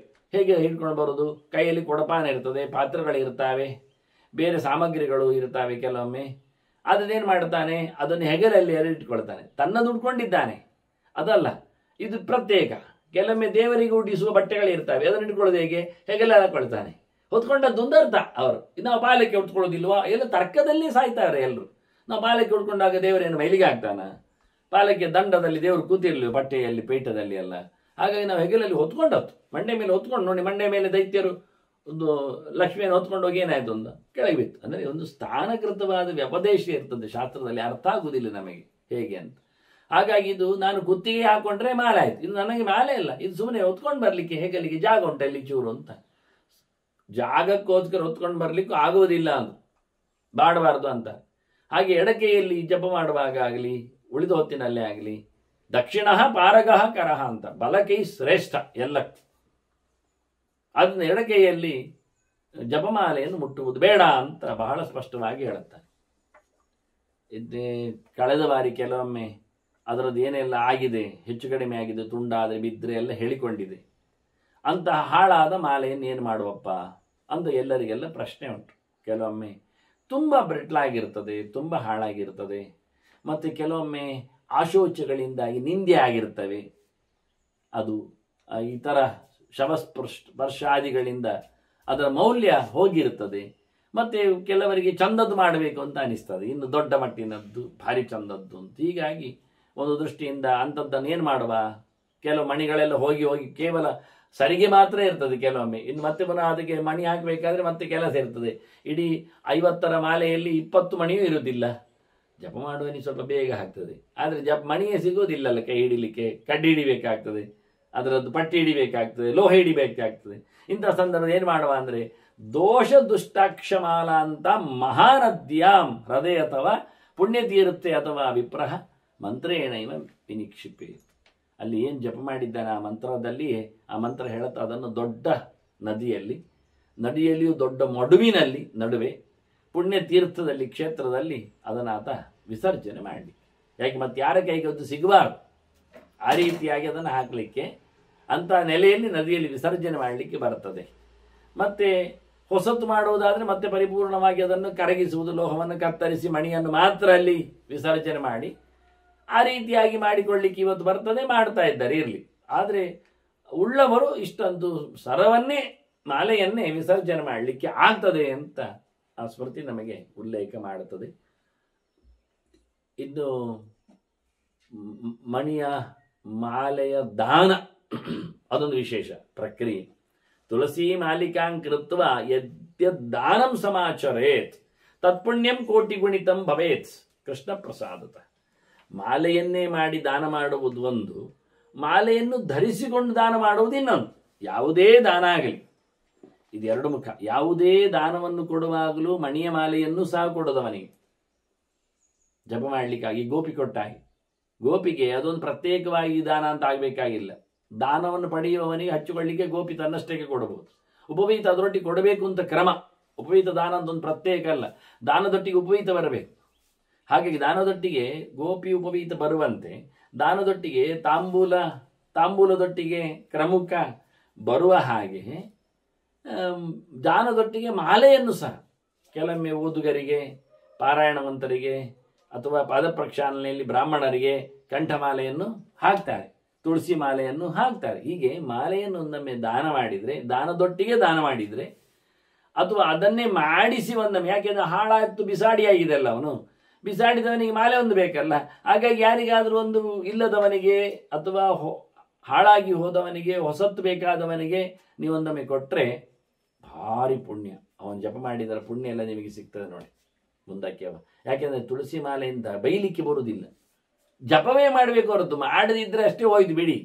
ಮಾಲೆ ಕೊಟ್ಟು ನೋಡಿ, ಒಂದು 10 ಆದರೂ ಜಪ ಮಾಡಿಯಾನು, ಒಂದು 100 ದಿನದಲ್ಲಿ 10 ದಿನ ಆದರೂ ಜಪ ಮಾಡಿಯಾನು, ಅವು ಏನಾದರೂ ಒಂದು ಹೇಳಿಯಾನು, ಪುಣ್ಯ ತಾನೇ ತನ್ನಷ್ಟಕ್ಕೆ, ಅದರಲ್ಲಿ ಹಾಳಾಗುವುದಿಲ್ಲ. ಮಾಲೆಯಿಂದ ಇನ್ನೊಬ್ರು ಹೊಡಿಲಿಕ್ಕೆ ಬರ್ತದ? ಮಾಲೆಯಿಂದ ಬೇರೆ ಮಾಡಲಿಕ್ಕೆ ಬರ್ತದೆ? ಬೈಲಿಕ್ಕೆ ಆಗ್ತದ? 100 ಬೈತಿದ್ದೇನೆ ಈಗ ನೋಡಿ, ಜಪ ಮಾಡಿ ಬೈತೇನೆ, ಜಪ ಮಾಡಿ ಬೈಲಿಕ್ಕೆ, ಜಪ ಮಾಡಿ ಬೇರೆ ಬೈಬೇಕು ಅಷ್ಟೆ. ಹೀಗಾಗಿ ಮಾಲೆಯ ದಾನದಿಂದ ಹಾಳಾಗುವುದೇ ಇಲ್ಲ ನೋಡಿ, ಬೇರೇನಾಗುವುದಿಲ್ಲ. ಕೊಟ್ಟು ನೋಡಿ, ಅದರಿಂದ ಕೋಟಿಗಟ್ಟಲೆ ಪುಣ್ಯ ಸಂಪಾದನೆ ಮಾಡಲಿಕ್ಕೆ ಆಗ್ತದೆ. ಇದು ಕೃಷ್ಣನ ಪ್ರಸಾದ ಅಂತಾರೆ, ಅನುಗ್ರಹ ಅಂತಾರೆ. ಯಾಕೆಂದ್ರೆ ಅವನಿಗೆ ಇಷ್ಟವಾದದ್ದು ತುಳಸಿ. ದೊಡ್ಡ ಕಥೆ ಇದೆ, ಅದು ಮತ್ತೆ ನೋಡೋಣ ಒಂದು ದಿವಸ. ಹೀಗಾಗಿ ಕೃಷ್ಣನ ವಿಶೇಷವಾದ ಅನುಗ್ರಹದಿಂದ ನೀವಿಷ್ಟೆಲ್ಲ ಹೇಳಿಕೊಂಡು ಒಂದು ಮಾತುಂಟು, ಏನು ಗೊತ್ತು ನಿಮಗೆ? ಯಾರು ಹೇಳಿದ್ದು ತುಳಸಿ ಬಗ್ಗೆ? ತುಳಸಿ ಒಂದು ಹರ್ಬಲ್, ಅದು ಒಂದು ನಮೂನೆಯ ಗಿಡ, ಔಷಧಿ ಗಿಡ. ಸರಿ, 100 ಔಷಧಿ ಅದರಿಂದ ಆಗ್ತದೆ. ಸರಿ, ಹಾಗೇನು ಬ್ರಾಹ್ಮಿ ಇದೆ ಅಂಥದ್ದೇ ಬೇಕಾದರೆ. ಮತ್ತು ಇನ್ನು ಬೇರೆ ಮರಗಳು ಇವೆ, ಗಿಡಗಳು ಇವೆ, ಸಂಬ್ರವಳ್ಳಿ ಇವೆ, ಅಥವಾ ಇನ್ನು ಈ ಥರ ಚಗಟೆ ಇದೆ, ಅದರಲ್ಲಿ ಕಡ್ಡಿ ಬರ್ತದೆ. ಕಡ್ಡಿ ಇರುವ ಗಿಡಗಳು ಸುಮಾರಿವೆ, ಔಷಧ ಗಿಡಗಳು ಇವೆ. ಇದೇ ಆಗಬೇಕು ಯಾಕೆ? ದೊಡ್ಡ ಸಂಗತಿ ಕರೆ ಮಾಡಲಿಕ್ಕೆ ಹೇಳಿ ತುಳಸಿಯನ್ನೇ ಕೆಲವರು ಬೈತಾರೆ. ಅವ ಎಲರ್ಜಿ ಅವರಿಗೆ ಬಾಯಲ್ಲಿ ಇದೆ ಬಿಡಿ. ಇನ್ನು ಪ್ರಾಶನದ ತೀರ್ಥದ ಸುಮಾರು ವಿಷಯಗಳು ತುಳಸಿ ಬಗ್ಗೆ ಹೇಳಲಿಕ್ಕೆ ಉಂಟು. ಮೊದಲಿಗೆ ನಾನು ಶುರು ಮಾಡಿದ್ದೆ ಜಪಕ್ಕೆ ನೀವು ತೊಡಗಬೇಕು ಅಂತ. ತುಳಸಿ ಕಾಷ್ಟದ ಮಣಿ ಪ್ರತಿಯೊಬ್ಬರು ಸಹ, ಇನ್ನು ನಾಳೆಯಿಂದ ಮತ್ತೆ ಸೇರಿದಾಗ ನಾನು ಧಾರಣೆ ವಿಷಯದಲ್ಲಿ ಮಾತಾಡ್ತೇನೆ. ತುಳಸಿ ಮಣಿ ಮಾಲೆ ಧಾರಣೆ ಈಗ ಜಪದಲ್ಲಿ ಅಷ್ಟೇ ಬಂತು. ಜಪ ಮಾಡುವುದನ್ನು ಕುತ್ತಿ ಹಾಕೊಳ್ಬಾರ್ದು ಅಂತ ಬಂತು. ಇನ್ನು ಕುತ್ತಿ ಹಾಕೊಳ್ಳೋದಾದ್ರೆ ಏನು ಮಾಡಬೇಕು? ಬೇರೆ ಮಾಡಬೇಕು. ಅದರ ಬಗ್ಗೆ ನಾನು ಮಾತಾಡಬೇಕಿನ್ನು. ಅದರಿಂದ ಯಾರು ತುಳಸಿಯನ್ನು ಬೈತಾರೆ, ನಿನ್ನಂತಿ ವರಾರೋಹಿ ತುಳಸೀಂ ಕೃಷ್ಣವಲ್ಲಭಾಂ, ಹರಿವಲ್ಲಭೆ ಕರ್ತದಲ್ವಾ, ಪ್ರಸೀದ ತುಳಸಿ ದೇವಿ ಪ್ರಸೀದ ಹರಿವಲ್ಲಭೆ. ಇನ್ನು ಹಾಕೊಳ್ಳುವಾಗ ಹೇಳ್ತಾರೆ ಕುರುಮಾಂ ಕೃಷ್ಣವಲ್ಲಭಾಂ ಅಂತ, ಕೃಷ್ಣವಲ್ಲಭೆ ಅಂತೇಳಿ ಕೃಷ್ಣವಲ್ಲಭಂ ಕುರು ಹೇಳಿಕೊಳ್ಳಿಕ್ಕುಂಟು. ಮತ್ತೆ ನೀನು ದೇವರಿಗೆ ಇಷ್ಟ ಅಲ್ವಾ? ದೇವರಿಗೆ ಇಷ್ಟ ಆದವೋ ತುಳಸಿಯೇ, ನಿನ್ನನ್ನು ಯಾರು ದೇವರಿಗೆ ಇಷ್ಟ ಆದ ನಿನ್ನ ಬೈಯುವುದರಿಂದ ಅವನು ದೇವರಿಗೆ ಇಷ್ಟ ಇಲ್ಲ ಅಂತ ಅರ್ಥ. ರಾಜನಿಗೆ ಬೇಕಾದವರನ್ನು ಯಾರಾದರೂ ಟೀಕೆ ಮಾಡಿದರೆ ರಾಜನ ಕೋಪ ಅವನಿಗೆ ಬರ್ತದೆ. ರಾಜನಿಗೆ ಬೇಕಾದವ ರಾಜಮಗನನ್ನು, ರಾಜ ಮಡದಿಯನ್ನು, ರಾಜ ಸೇವಕನನ್ನು, ಈಗ ನೋಡಿ ಹನುಮಂತನಿಗೆ ರಾವಣ ಬಾಲಕ್ಕೆ ಬೆಂಕಿ ಇಟ್ಟ, ರಾಮನಿಗೆ ಕೋಪ ಬರಲಿಲ್ವ? ನನ್ನ ದೂತನಿಗೆ ಉಪದ್ರ ಕೊಟ್ಟಿಯ? ಹಾಗೆ ಆ ಪರ್ಯಾಯ ವ್ಯವಸ್ಥೆ ಅದು. ಆದ್ರಿಂದ ತುಳಸಿ ದೇವರಿಗೆ ಇಷ್ಟ. ಅಂತ ತುಳಸಿಯನ್ನು ಯಾರು ಅನಿಷ್ಟ ಸ್ಥಾನದಲ್ಲಿ ಇಡ್ತಾನೆ, ದ್ವೇಷ ಮಾಡ್ತಾನೆ, ಬೈತಾನೆ, ಅವನಿಗೆ ದೇವರು ನರಕವನ್ನು ಕೊಡ್ತಾನೆ. ತುಳಸಿ ನಿಂದನಾದ್ಯಾಂತಿ ನರಕಾನ್ ಅತಿ ದಾರುಣಾನ್. ಇದು ಹೇಳುವುದು ಶಿವನೇ ಮತ್ತೆ ಪಾರ್ವತಿಗೆ, ಕಮ್ಮಿ ಅಲ್ಲ. ಇದು ದೇವರಿಗೆ ಮಾತ್ರ ತುಳಸಿ, ಬ್ರಹ್ಮನಿಗೆ, ಶಿವನಿಗೆ, ಗಣಪತಿಗೆ ಎಲ್ಲ ಬೇರೆ ಬೇರೆ. ಅದರಿಂದ ತುಳಸಿದ್ದೇ ಆಗಬೇಕು ಅನ್ನೋ ನಿರ್ಬಂಧ ಇಲ್ಲ. ಹೇಳಿದರೆ ಅದಕ್ಕೆ ನಾನು ಮತ್ತೆ ಹೇಳ್ತೇನೆ, ಇಲ್ಲ, ತುಳಸಿಯನ್ನು ಬೈಬೇಡಿ, ನಿಂದೆ ಮಾಡಬೇಡಿ. ತುಳಸಿ ನಿಂದೆ ಮಾಡಿದರೆ ಶಿವನೇ ಹೇಳುತ್ತಾನೆ ಪಾರ್ವತಿ ಹತ್ರ, ಅತ್ಯಂತ ಕೆಟ್ಟ ಲೋಕಕ್ಕೆ ಹೋಗ್ತಾನವ, ದುರ್ಗತಿಯನ್ನು ಪಡಿತಾನೆ ಅಂತ. ಹಾಗಾಗಿ ಇಷ್ಟೆಲ್ಲ ತುಳಸಿಯ ಬಗ್ಗೆ ಮೊದಲು ಮಹತ್ತಿಗೆಯನ್ನು ತಿಳ್ಕೊಂಡು ನಾವು ಅದನ್ನು ಉಪಯೋಗಿಸಿಕೊಳ್ಳಿಕ್ಕುಂಟು ಅಂತ ಈ ಬಾರಿ ಜಪದ ಮೇಲೆ ಇರತಕ್ಕಂತಹ ಕೆಲವು ಆಯಾಮಗಳಿಂದ ಇವತ್ತಿನ ಈ ಬಾರಿಯ 3 ಚಿಂತನೆಯಿಂದ ತುಳಸಿಯ ಜಪದ ಮೇಲೆ ಇರತಕ್ಕಂಥ ತುಳಸಿ ಕಾಷ್ಠ ಮಣಿಗಳ ಜಪದ ಮೇಲಿನ ತಂತ್ರಾಂಶಗಳನ್ನು, ವೈಶಿಷ್ಟ್ಯಗಳನ್ನು, ವಿಶೇಷವಾಗಿ ಬೆರಳಿನ ಪ್ರಾಧಾನ್ಯವನ್ನು ಸಹ ತಮ್ಮ ಮುಂದೆ ತಿಳಿಸಿಕೊಟ್ಟಿದ್ದೇನೆ. ಮುಂದಕ್ಕೆ ತುಳಸಿ ಮಣಿಮಾಲೆಯ ಧಾರಣೆಯ ಅಂಶಗಳಿಂದ ಮತ್ತು ತುಳಸಿಯ ಅನೇಕ ಪೂಜ್ಯ ಮಾತುಗಳಿಂದ, ಮಂತ್ರಪ್ರಾಯವಾದ ಮಾತುಗಳಿಂದ, ನಾಮವಿಶೇಷಗಳಿಂದ ನಾವು ತುಳಸಿ ಸಮೀಕ್ಷೆಯನ್ನು ಬೆಳೆಸುವ. ವಂದನೆಗಳು. ಶ್ರೀಕೃಷ್ಣ ಅರ್ಪಣಮಸ್ತು. ನಾರಾಯಣ ನಾರಾಯಣ.